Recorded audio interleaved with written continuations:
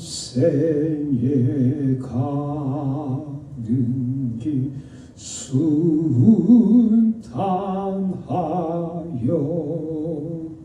늘 찬찬한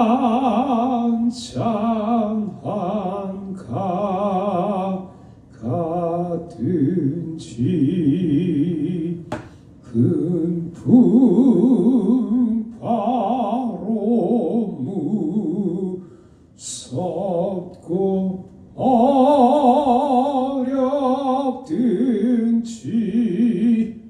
나의 영혼은 늘 편하다. 내 영혼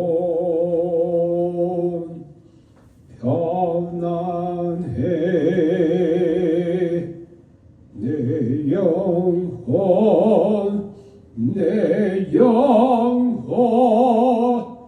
편안해. 저마 귀는 우리를 삼키려고 이뻐 오 달려와도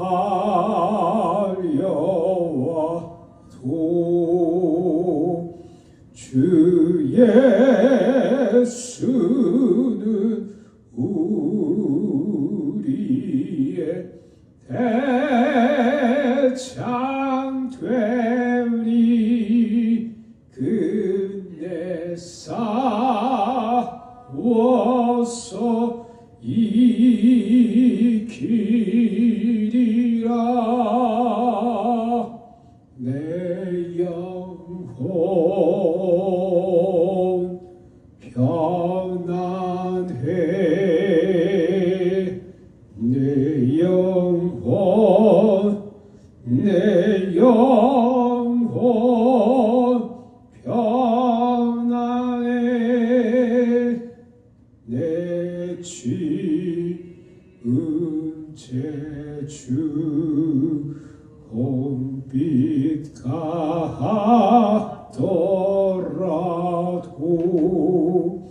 주 예수께 다하래.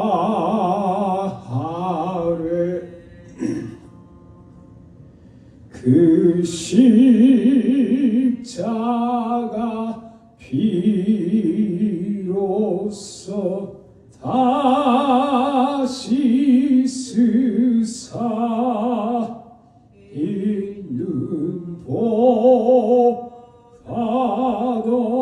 청하리라. 내 영혼 편안해. 내 영혼 편안해. 저고 중에 구 일어나며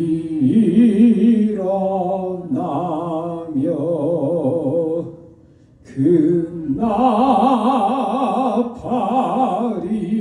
울릴 때에 주 오셔서 세상을 심판해도 나의 영혼은 겁없으리. 내 영혼 편안해.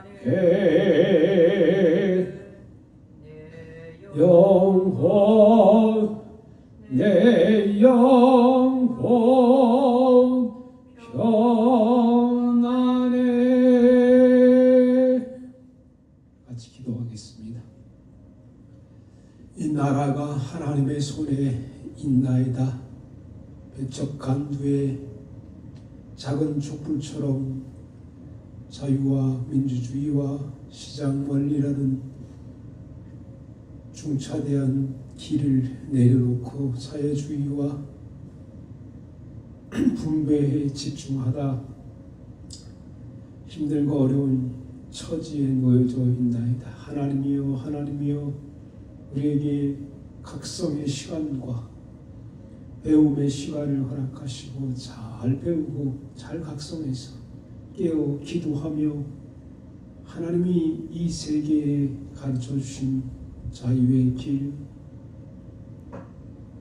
시장 원리를 주장하며 자본주의를 주장하며 살았던 그 시대의 갈등을 다시 이기고 잘 선점해서 선택해서 나아갈 수 있도록 인도해 주기를 원합니다. 더 성장하고 더 발전하고 더 풍요로워 나누어주며 베풀며 살아갈 수 있는 넉넉한 마음을 우리에게 허락하여 주시옵소서.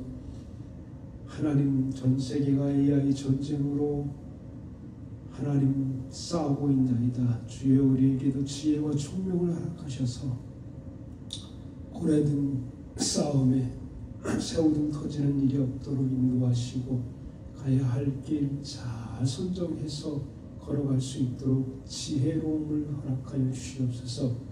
대통령을 속히 나오게 하셔서 자기 자리 잘 차지하며 제 위치, 제 역할을 잘 감당할 수 있도록 인도해 주셔서 이 어려운 때에 이 나라가 안정되고 평안한 길을 걸을 수 있도록 인도해 주시기를 원합니다. 다 힘을 모으고 마음을 모으고 지혜를 모으고 돈을 모아도 제대로 갈 수 없는 상황인데 하나님 사고문을 되어 하나님 흔들리고 있사오니 주여 도와주시고 인도하여 주시옵소서. 오늘도 주께서 말씀하시고 주의 뜻을 가르쳐 주시옵소서. 예수님의 이름으로 기도드리옵나이다. 아멘. 일상생활의 신학 그리고 신앙, 영성에 대해서 살펴보려고 합니다. 오늘은 신학과 신앙까지만 살펴보도록 하겠습니다.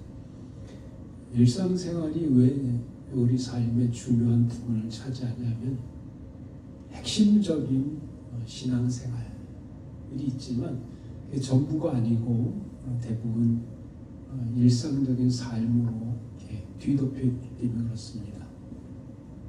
이를테면 아무리 종교인이라고 해도 밥을 먹어야 되고 또 운동을 해야 되고 잠을 자야 되고 사회적 동물이니까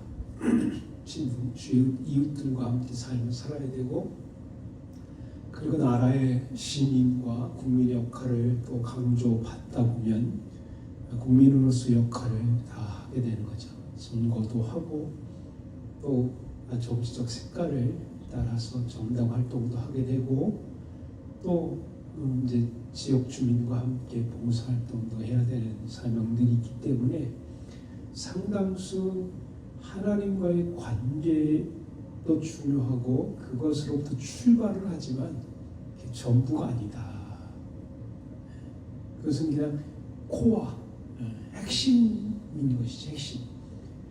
신앙생활, 하나님과의 관계 교제는 이 중심에 있는 코어 역할을 하게 되고 대부분은 다 일상 사람들과 역할을 하며 살아가게 돼 있기 때문에 일상생활의 신학이 이제 중요하게 됩니다.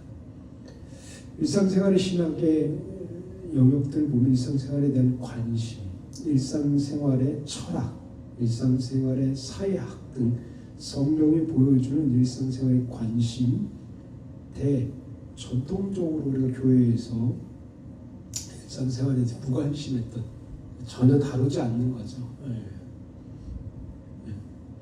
주제로 얘기한다면 핵심적인 부분만 다루고 그 나머지 부분들은 어떻게 살아야 하는지, 어떤 생각을 가져야 되는지, 또 어떻게 행동하는 게 맞는지 그거에 대해서 전혀 이제 다루지 않고 무관심하게 지나가는 것이 전통적인 교회 교육, 교회 활동이라고 볼 수가 있습니다. 전통적인 신학을 보면 이제 조직 신학, 우리가 잘 아는 공부하게 되는 조직 신학이 있지. 조직 신학. 이를테면 신론, 신은 어떤 존재인지, 또 인간론, 인간은 어떤 존재인지, 종말론, 교회론, 성령론, 이런 사실 조직 신학을 잘 하게 되면 우리가 삶을 살아가는 생활 속에서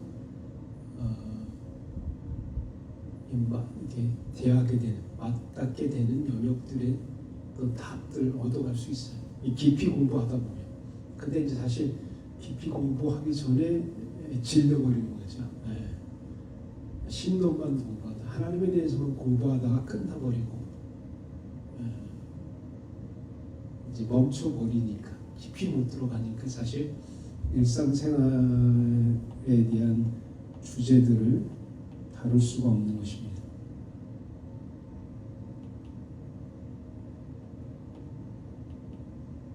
성령신학도 마찬가지. 성령신학도 구속사적 신학을 공부하다 보면 이제 구속사에 대한 관심을 갖고 있지, 중요한 테마는 맞아요. 중심 테마도 맞아. 하나님이 인간을 구원하는 구원의 역사다. 성경은 맞는 얘기죠. 또 하나님의 나라와 예수와 하나님에 대한 나라에 대한 이야기를 썼다. 그게 중심이다. 이렇게 말할 수 있죠. 근데 그게 전부는 아니지 않습니까? 예수 저희 죄에서 백성을 구원할 자이다. 맞는 말씀이죠. 근데 그게 예수님의 전부의 삶을 다 보여주고 있는 건 아니기 때문에 성령신학도 깊이 들어가면 반드시 일상생활의 삶을 터치하게 돼 있어요. 나무는 열매로 알리라. 열매라는 것은 일상생활에서 나타나는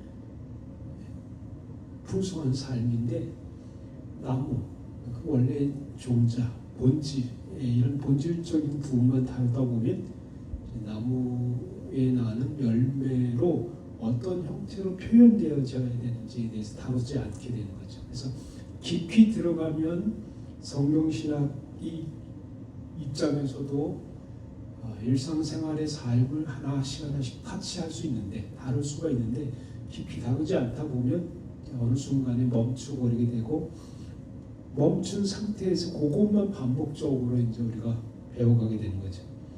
역사신학도 마찬가지입니다. 역사신학도 역사적 사건 중에 종교사적 영역만 보지, 종교가 직업에, 종교가 일상생활에, 종교가 건물 건축물에 어떻게 영향을 미쳤는지, 왜 그렇게 결과물로 나와야 되는지, 그런 부분들을 다루지 않다 보면 이제 수박 걸타기식으로 다루다 보면 일상생활 신앙적으로 표현이 안 되는 거죠.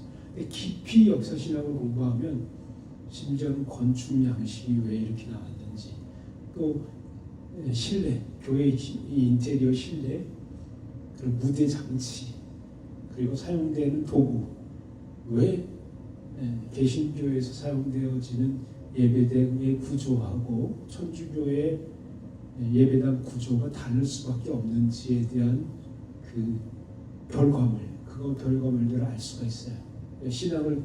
역사신학을 깊이 하다 보면 천주교에서 공교회에서 어떻게 개혁 교회들이 나오게 됐는지, 또 개혁 교회 내에서 또 다른 분파로 어떻게 파생되었는지, 그 시대상의 이야기들을 보면 이제 알 수 있는데 깊이 다루지 않다 보면 역사 신학 입장에서도 그냥 몇 년도에 무슨 사건이 있었고 몇 년도에 무슨 일이 있었고 이 정도만 알게 되는 경향이 있습니다. 목회도 마찬가지. 목회도 사실 목회 신학은 이 인간의 삶하고 굉장히 밀접한 관계가 돼 있죠. 그래서 사실은 목회 신학을 잘 하려다 보면 일상생활을 다룰 수밖에 없는데 잘 하려고 하지 않고 내 중심적으로 교회 중심적으로 관점만 가지고 이제 목회 신학을 다루다 보면 이제 제한되고 또 어떤 영역에 몰입돼서 그 부분만 다루다가 끝나버리게 되는 경우들이 있다. 그래서 전통적인 신학을 깊이 다루다 보면 일상생활로 넘어갈 수밖에 없는데 신학의 내용을 제한 두고 그것을 반복적으로 가르치다 보면 이제 일상생활 신학으로 넘어갈 수 없게 되는 것이죠. 일상생활의 신학은 기독교 세계관과 굉장히 밀접한 관계가 있다. 세계관입니다. 세계관을 가르치는 것이 일상생활의 신학이라고 볼 수 있죠. 크리스천이 고스톱을 치는 문제, 어떻게 볼 것이냐, 어떤 눈을 말할 수 있죠. 눈을 어떻게 보느냐, 그걸 문화적으로 볼 수도 있고 윤리 문제로 볼 수도 있죠. 기독교 윤리 관점에서도 볼 수 있고 기독교 문화 관점에서도 볼 수 있는 거죠. 성이나 인터넷 등에 대한 그리스도인들의 자세. 지금 이제 정치가 굉장히 예민하게 갈등을 빚고 있는데 이제 정치 보통 이제 좌익 대 우익이죠. 우익. 요즘은 잘 쓰지 않는데 좌익 우익. 그다음에 이제 조금 더 이게 이제 큰 원이라 그러면 조금 작은 원으로 이제 진보 대 보수. 그다음 더 작은 원으로 이제 안에 들어가서 이제 좌파 대 우파. 그래서 요즘 뭐 좌파 우파 대결이라기보다 요즘 대결은 이제 반국가 세력이라는 표현을 쓰죠. 반국가 세력. 대 이제 애국 시민. 반국가 세력이라는 것은 이제 대한민국이 태동되게 된 사상, 철학, 그리고 헌법에서 준하는 어떤 내용들을 이제 점점 바꿔나가는 거죠. 헌법 개정을 한다는 것은 사실은 무너뜨리는 겁니다. 무너뜨리는. 좋은 말로 말하면 더 진보된 헌법 내용을 넣는 거라고 말할 수 있지만 반대로 얘기하면 기존에 가지고 있던 국가관을 부숴버리고 깨부숴버리고 새로운 국가관을 만들어서 그 국가 형태를 갖게 된 거죠. 그래서 이제 뭐 경제적 관점에서 보면 자본주의 대 공산주의, 민주주의는 민주주의인데 자유민주주의하고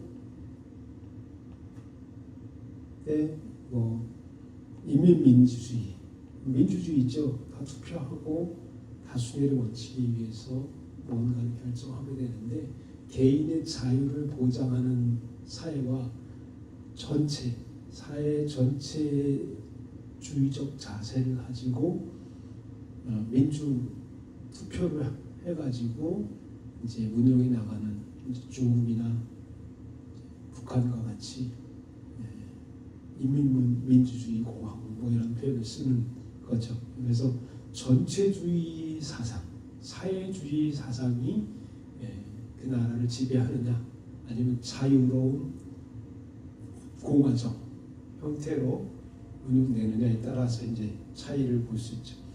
근데 상당수 경제 활동이 대부분이기 때문에 어쩌면 자본주의와 공산주의의 대결이라고 볼 수 있죠.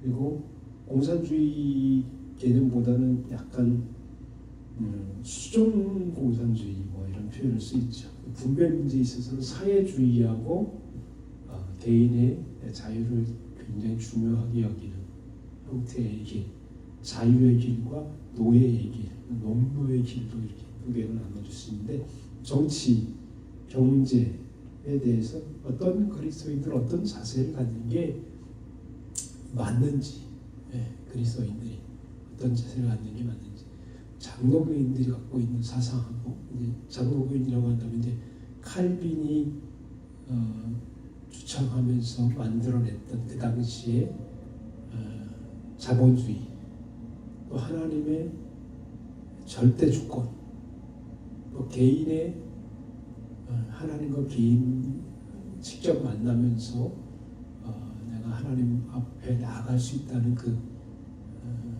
개인의 왕 같은 제사장 역할을 할 수 있다는 것. 과거에는 이제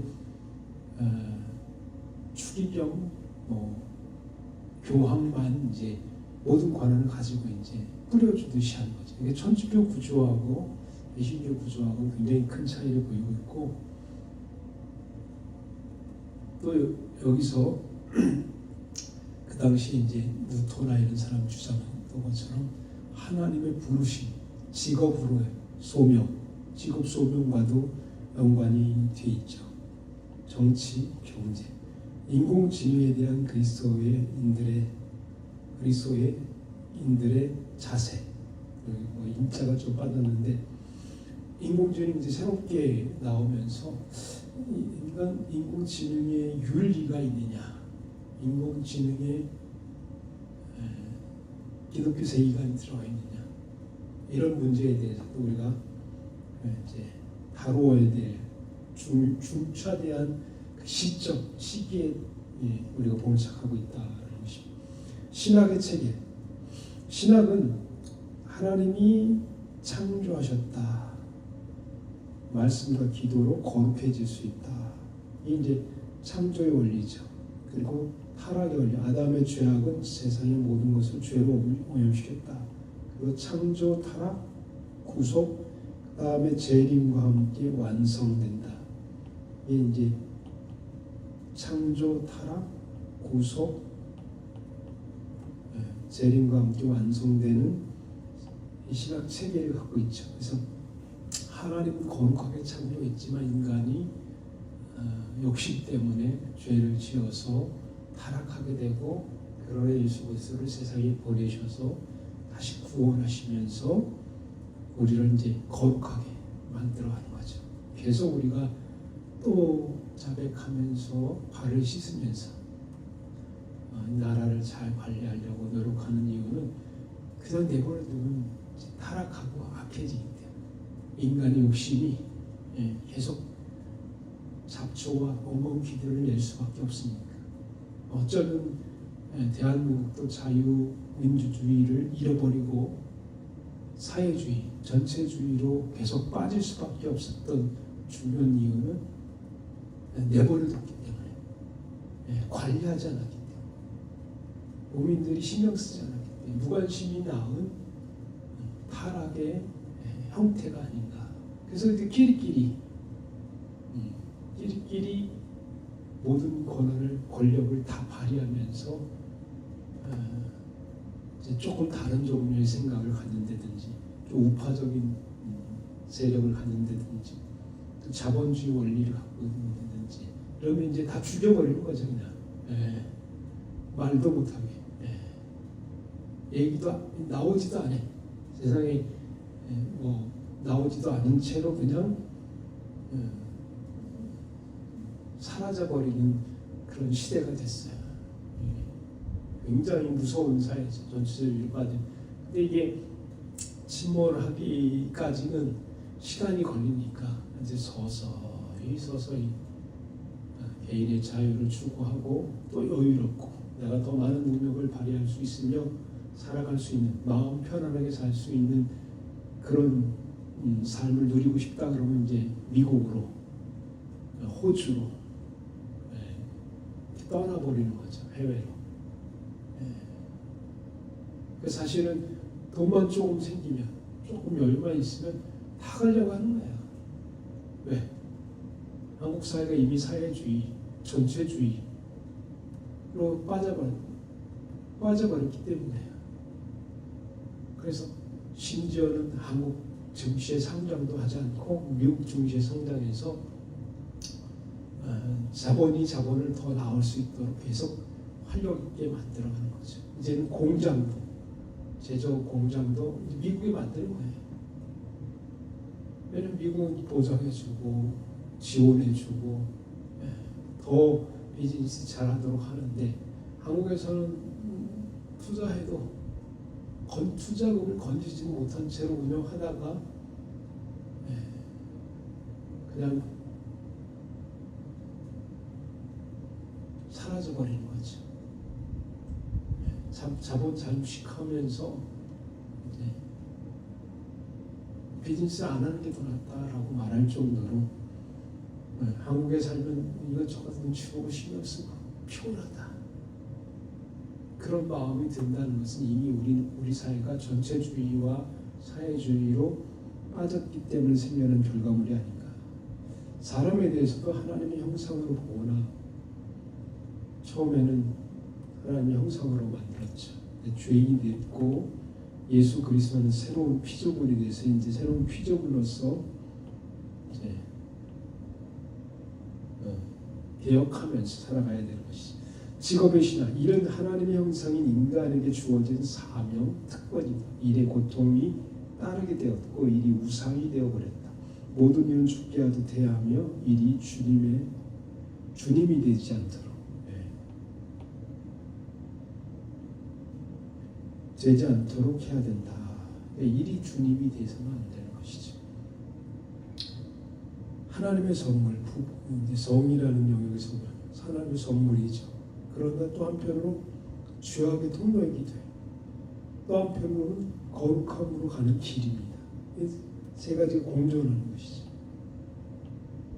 그러니까 잘 관리해서 쓰면 하나님의 선물이면서 거룩함으로 가는 통로이지만, 잘못 사용하게 되면, 지멋대로 쓰게 되면 죄악의 통로로 가는 거죠. 술도 마찬가지죠. 하나님의 선물이에요. 또 구속된 술도 구속될 수 있어요. 성상 예식할 때 포도주를 쓰는 이유는 하나님이 거룩하게 했으니 너희도 거룩하라. 하나님 거룩하게 예수 그리스도의 피다라고 말씀하시는 것에 의존해서 이제 포도주를 주의 주님의 피를 먹듯이 먹으면 우리 영혼도 살리고 육체도 살릴 수 있는데, 술에 과하면 그리고 중독이 되면 죄악의 통로로도 사용될 수 있고, 독한 술, 악독한 술로 변모해 갈 수 있다. 그래서 약간 중립적이 될 수도 있지만, 처음 만드실 때 하나님이 선물로 주셨던 것이죠. 술도, 돈도 마찬가지. 돈도 삶에 필요한 도구예요. 꼭 필요해요.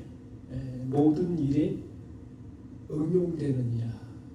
그러니까 선교하는 일에도 돈이 필요하고, 전도하는 일에도 돈이 필요하고, 심지어는 예배 드리는 일에도 돈이 필요하고, 다 필요해. 이웃 사랑하는데도 돈 주지 않으면 이웃 사랑이 아니죠. 형제를 사랑한다 하고 그의 필요를 채우지 않으면 이웃 사랑이 안 되는 거죠. 현대인의 우상, 그러나 현대인의 우상이 되어버린 거예요. 돈을 사랑함이 일만하게 뿌리니라. 악의 뿌리라는 거예요. 돈을 사랑하는 것이. 그러니까 돈은 유용하게 써야 될 도구이지, 또 우리가 성실하게 직업의 소명을 다할 때 얻어지는 하나님의 선물이지 그것만 따라가다 보면 이제 우상화되게 된다. 하나님의 나라를 위하여 필요하다. 일상생활의 신앙. 이제 아까 신학적인 부분을 다뤘다면 지금은 신앙적인 부분에서 하나님의 관계가 제일 중요하다. 릴레이션십. 핵심 코어는 안에는 하나님과의 관계가 있어야 돼. 이게 형성이 되면 이게 단단하면 그 뒤로 이어지는 원들을 확산해 나갈 수 있는 거죠. 삼위일체 하나님과의 관계, 또 내면적인 신앙과 외적인 표현과의 관계, 그 신앙을 내가 표현할 때 찬양한다든지 기도한다든지 성경을 읽는다든지 표현이죠. 표현 방식. 계속 그것만 할 수는 없죠. 왜냐면 먹는 일도 해야 되고 사람도 만나야 되고 전도도 해야 되고 또 청소도 해야 되고 난 기도만 해야 되니까 청소도 하다 않고 지저분하게 살아가는 것 그건 이제 잘못된 것이죠. 신앙 여기에서 머무르는 거예요. 하나님과 관계에서. 근데 신앙생활은 하나님과의 관계에서 멈추는 게 아니라 그랬잖아요. 신학도 마찬가지예요. 겉핥기만 하면 거기서 왔다 갔다 하면 일상생활로 침투해 가지 않는데 그것을 깊이 다루다 보면 결국 일상생활의 삶으로 터치하게 돼 있어요. 예배 잘 드리면 경제활동을 터치하게 되고 정치활동이 터치되고 사회활동이 터치되고 글 쓰는 능력이 늘고 수학 공부를 하게 되고 수학을 하지 않으면 이 우주가 운영되는 그리고 전기가 흘러가는 것들을 표현하거나 서로 이야기할 수 없어 대화가 안 되는 거예요. 수학적 공식이라는 것은 어떤 원리를 표현하는 방식이 일면이라고 할 수 있는데 글로도 표현할 수 있지만 글을 함축적으로 표현해서 기호로 이제 대화를 하는 것이 이제 수학이지 않습니까? 수학, 기호로. 글로 치면 뭐 수백 장, 수천 장을 써야 될 내용을 이제 기호로 표현해서 서로 이제 의사소통하면서 뭔가를 해결해 가거나 풀어가는 것, 그게 이제 수학이 아닙니까? 영어로도 똑같이 표현할 수 있죠. 만약에 뭐 이를테면 4 더하기 5는 9다. 아주 간단한 거죠. 영어로 표현하면 더 80 equals 4 plus 5 이렇게 길다랗게 표현할 수 있는 거는 4 더하기 5는 9 이렇게 표현할 수 있는 것처럼 수학이라는 것이 세상이 흘러가는 세상에서 일어나는 현상들을 기호화해서 함축적으로 정리하고 다 동의를 해야 되죠. 이게 이거다. 동의를 해가지고 그것을 가지고 서로 대화를 하면서 세상의 일치를 알아가는 것이죠. 사실 수학도 한편으로 보면 기독교 세계관을 표현하거나 기독교 세계관을 묘사하는 데 굉장히 중요한 도구로 사용돼요. 종교로 나타나는 신앙, 두 번째는 이게 이제 만약에 내가 하나님을 정말 사랑한다 그러면 예배 드리는 거죠. 11조를 드리는 거. 11조만 드리겠습니까? 12조도 드리죠. 13조도 드리고 어떤 분은 15조도 드리고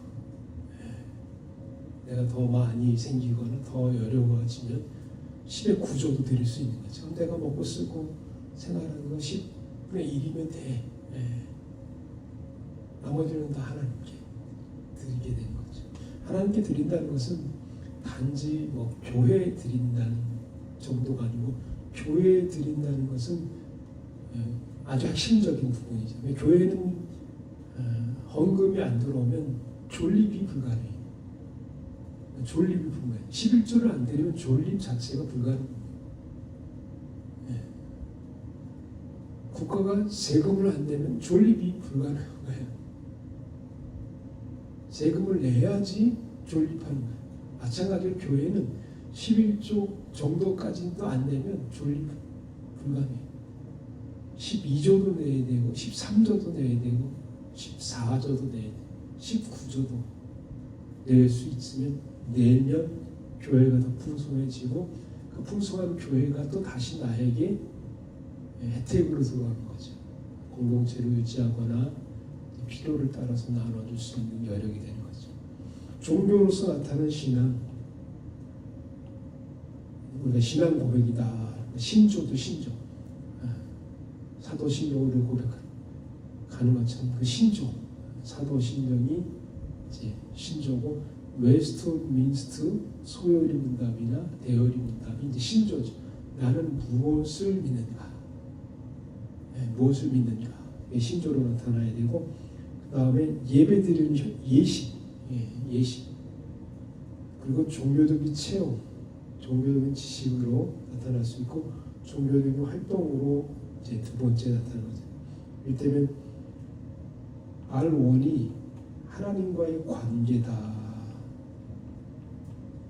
관계라고 한다면 R2는 종교로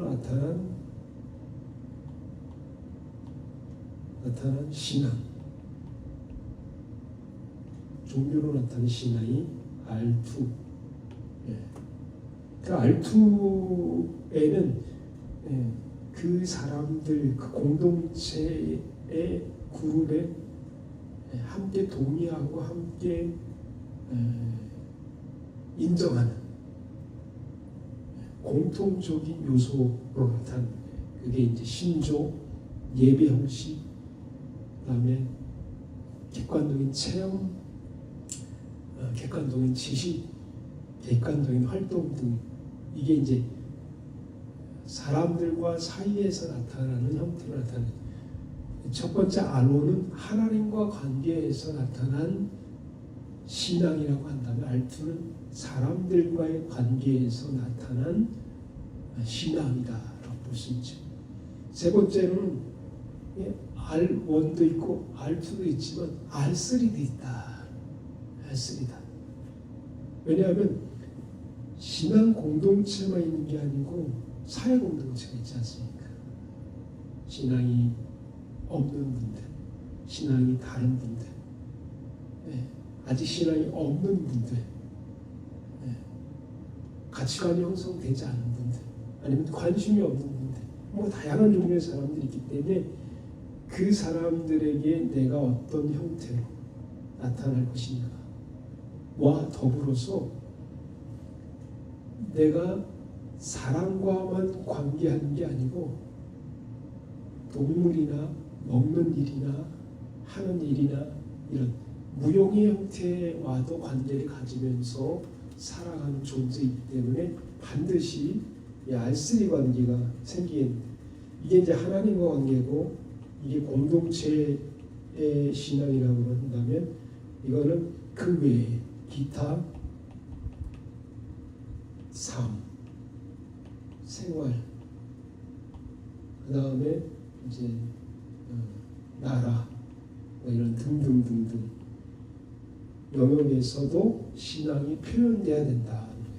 일단 개인적인 삶의 영역으로 본다면 성품, 취향과 기호, 사실 신앙이 유사하다라는 것은 이게 유사해진다는 거예요. 개인 생활이 성품이나 취향과 기호가 비슷해져. 말이 이상하게 하는데 진짜 비슷해져. 신앙이 수준이 비슷하면 취향도 비슷해져. 공동체 생활, 대인관계, 공동체 의식, 경제관념까지도 비슷해져. 그래서 이제 칼빈이 주장했던 것은 하나님의 소명을 부른 직업의 열심으로 인해서 검소한 생활을 하고 열심히 일하고 소명이니까 검소한 생활을 하다 보니까 돈이 남죠. 돈은 많이 버는데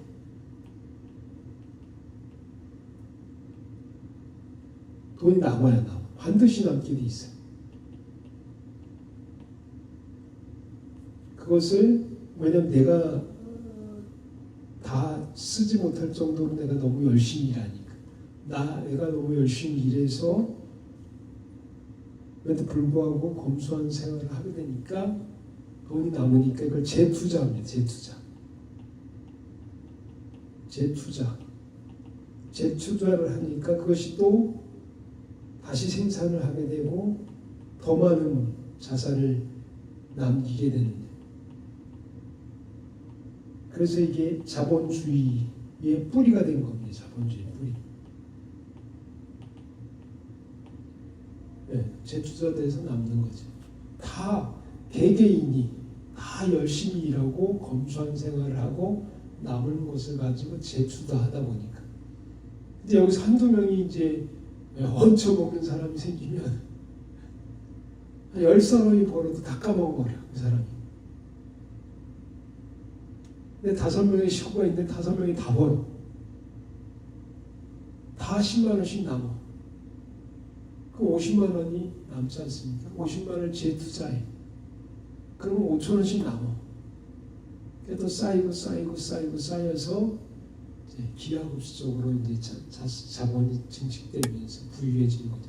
그래서 사실 칼빈주의 사상을 가지거나 개혁주의 사상을 가지고 살아가는 삶을 산다면, 만약 그 사람이 진정으로 그런 삶을 산다면 게을러질 수 없어요. 게으르면 죄예요, 죄. 게으름이 죄다. 열심히 일하고 덜 먹으면서 또 재투자를 하면서 운영을 하게 되니까 10년, 20년 후에 남는 게 있다. 자본이 남게 되는 거죠. 근데 이 사상이 아니고 이제 유행하던 시대의 유행하던 욜로라든지 야 우리 소망이 없으니까 먹고 마시고 다 써버리자. 이제 욜로 사상이나 죽으면 끝이니까 우리의 삶을 허랑방탕하게 쓰자. 순식간에 이게 재투자는 안 되고 그냥 사라져 버려요. 그리고 25만 원씩 다 나눠준다 그랬잖아요. 나눠주면 자기 돈 가지고 나눠주면 좋습니다. 내가 돈이 많아가지고 나 13조 있어. 한번 쏘지. 25만 원씩. 그럼 돼. 근데 남의 돈을 가지고 개인의 자유잖아요. 개인의 자유. 돈이라는 것은 굉장히 큰 자유입니다. 내 개인 사유재산이라는 것은 굉장히 중요한 자유를 상징하는 표시예요. 그걸 제한한다든지, 그것을 쓰지 못하게 한다든지, 활용 못하게 한다든지, 그러면 그거는 벌써 사회주의 전체주의로 빠진 거예요. 토지 거래 허가구역 묶어놓고 이게 다 이제 공산주의 산물이에요. 공산주의 산물.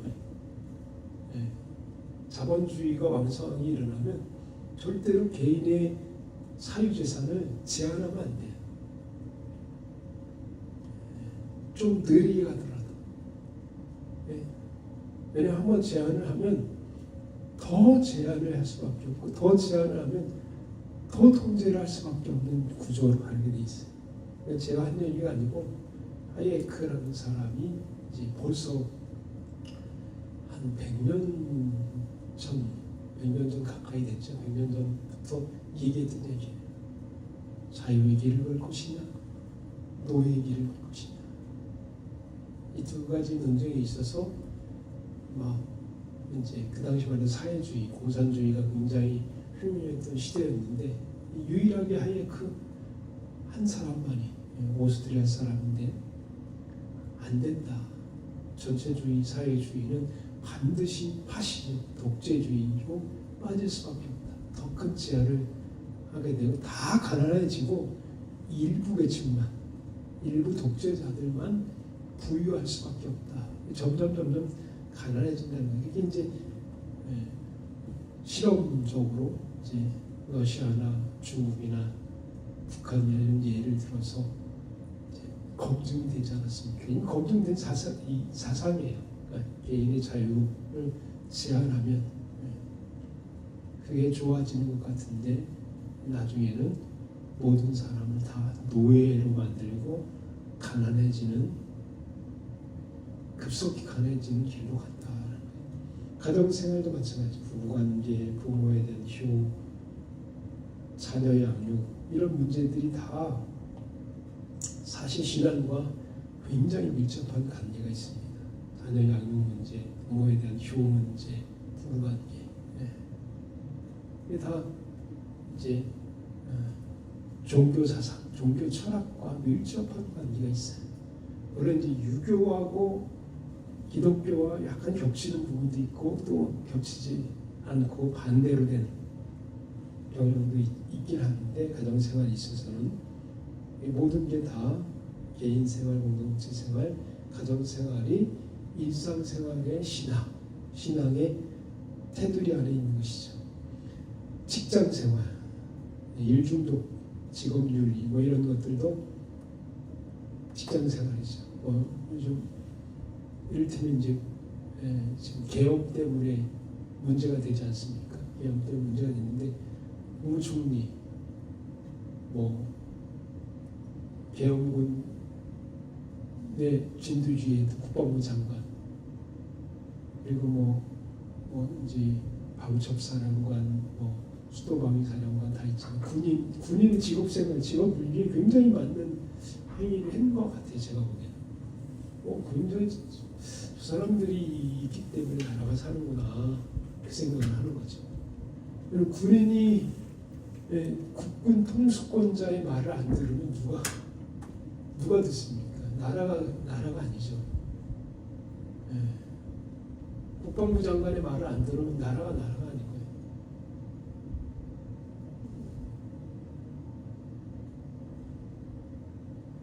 근데 위에 있는 사람은 생각만 하고 문제 외에는 위에서 보는 그 시각이 있지 않습니까? 밑에 사람은 또 실무적으로 이제 진행해야 되는 부분들이 있죠. 그 밑에 사람들은 또 더 실무적으로 진행해야 돼요. 이게 만약에 진짜 국회의원들을 다 잡아가지고 이제 감옥에 가는다든지 아니면 사살한다든지 그럴 수도 있죠. 사실 계엄이라는 우리 과거의 생각을 보면 그 사람들이 존재하는 한, 살아있는 한은 또 이제 일어나니까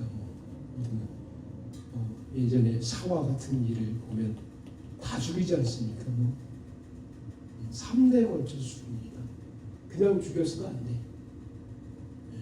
그 집안의 3대를 다 죽여야지만이 사상이나 생각들이 뿌리가 뽑히지 그냥 그 사람 감옥에 가둔다고 해서 이게 바뀌는 게 아닙니다.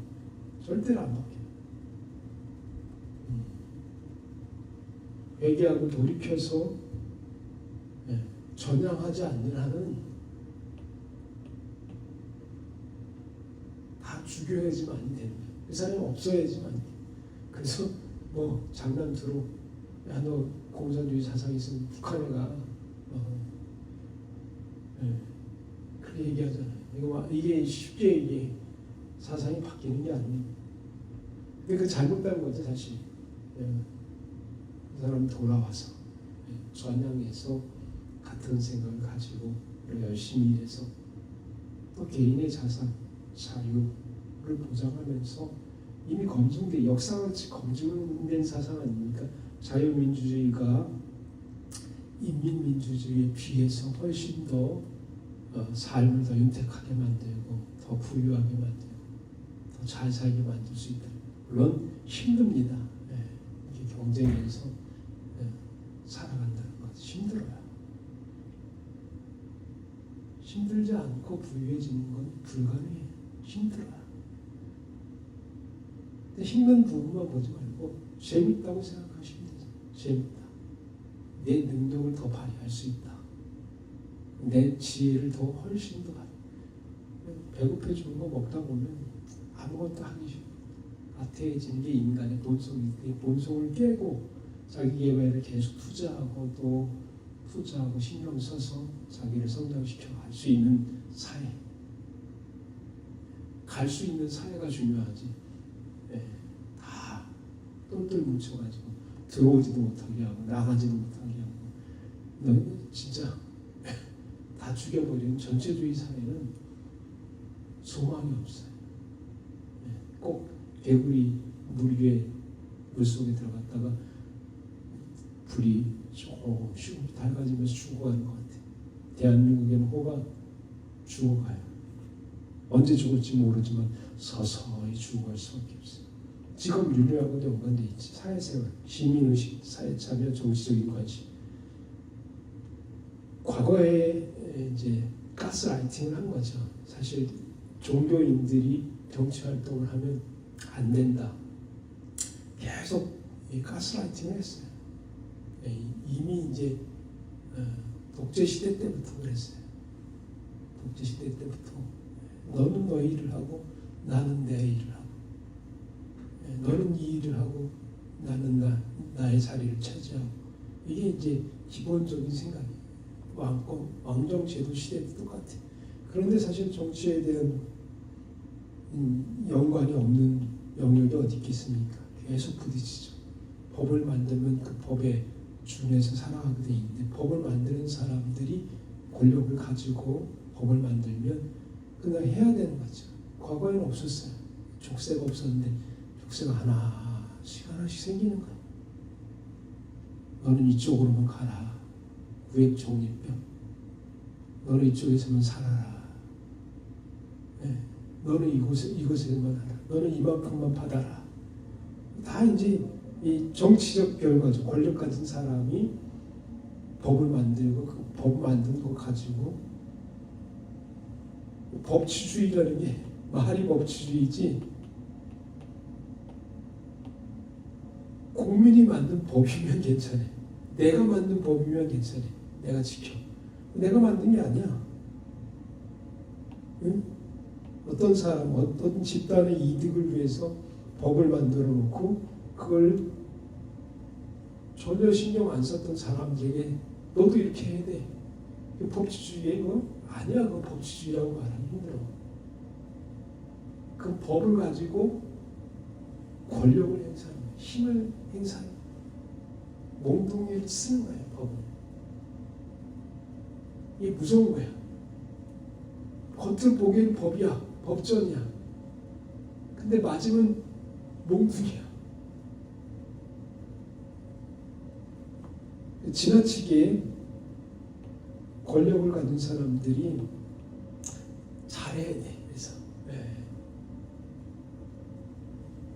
많은 사람들이 덜 피해가 되죠. 그냥 외치고 자기 편해주는 사람 법들만 만들고 그냥 열심히 살아가는 평민들, 일반인들,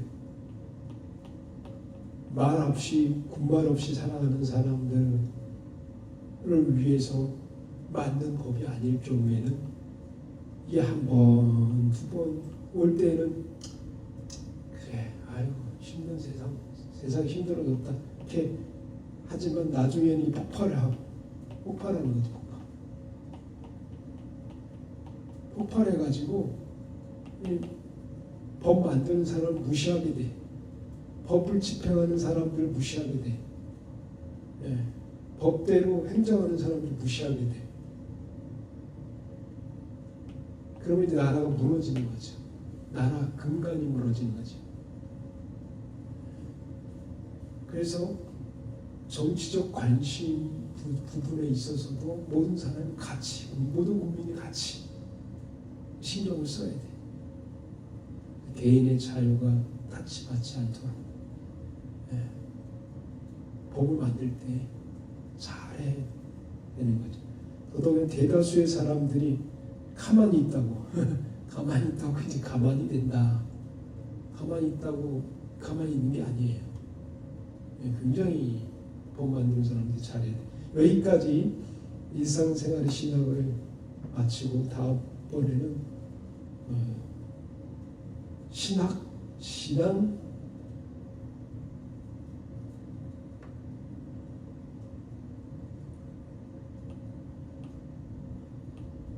그다음에 영성. 영성이라는 것은 신학을 갖고 있다고 영성이 생기는 게 아니에요. 신앙이 있다고 영적인 능력이 있는 게 아니에요. 그걸 안다고 영성이 있는 게 아니죠. 그래서 신학적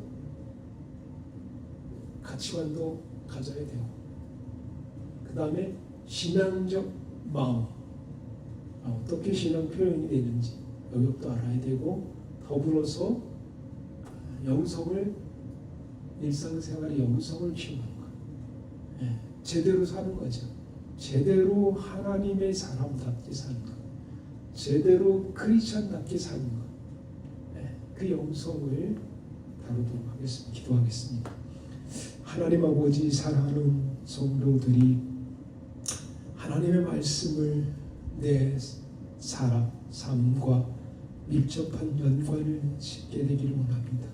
하나님과 깊은 관계 가지며 또 이웃과 함께 잘 살며 또 내 삶의 각 영역에 일어나는 일들에 내 신앙을 표현할 수 있는 사람들 되게 해주시옵소서. 예수님의 이름으로 기도드리옵나이다. 아멘. 찬송사는 12장 한 장을 하겠습니다.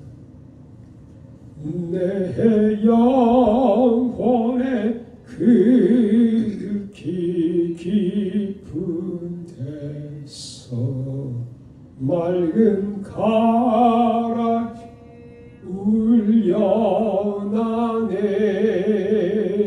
하늘 곡조가 언제나 흘러나와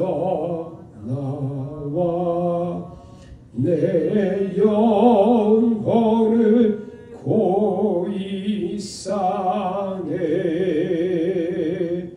평화로다.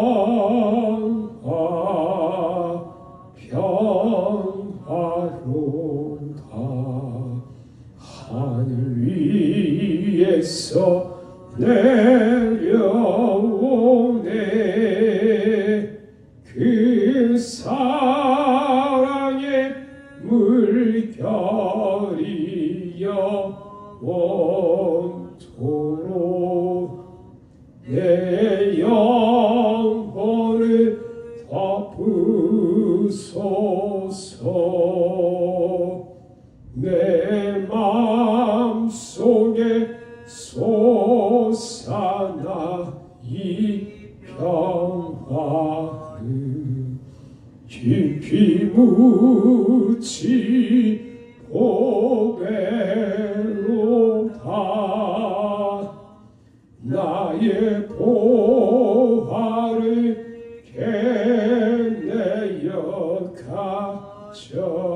가져갈자.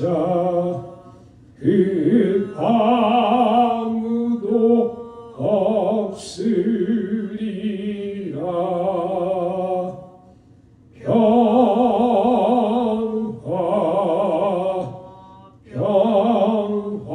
평화로다. 하늘 위에서 내려오네.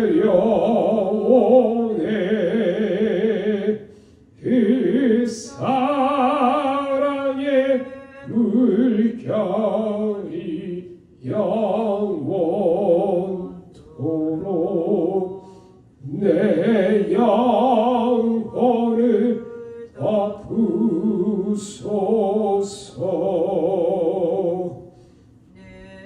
영혼의 평화가 넘쳐나는 주의 큰 복을 받음이라. 내가 주야로 주님과 함께 있어. 내 영혼이 편히 쉬네. 평화로다.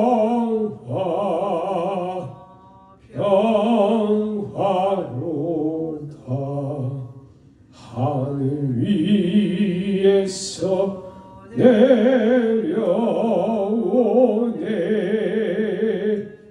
그 사랑의 물결이 영원토록 내 영혼을 덮으소서. 이 땅 위에 험한 길 가는 동안 참된 평화가 어디 있나. 우리 모두 다 예수를 친구 삼아 참 평화를 누리겠네.